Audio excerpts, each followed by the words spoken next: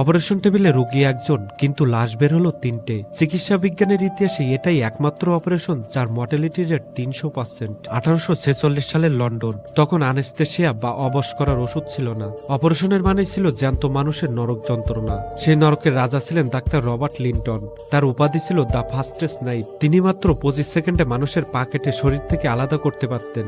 কিন্তু একদিন গতির নেশায় কাল হলো। এক রোগীর পচে যাওয়া পা কাটার সময় তিনি এত দ্রুত এবং উন্মত্তভাবে ছুরি চালালেন যে তিনি খেয়ালই করলেন না নিচে তার অ্যাসিস্ট্যান্টের হাত ছিল।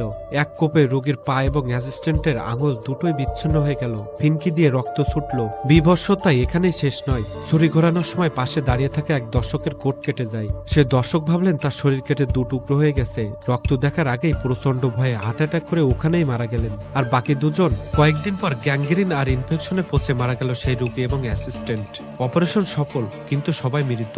ভেবে দেখুন সেই যুগে জন্মালে আপনার কি হতো।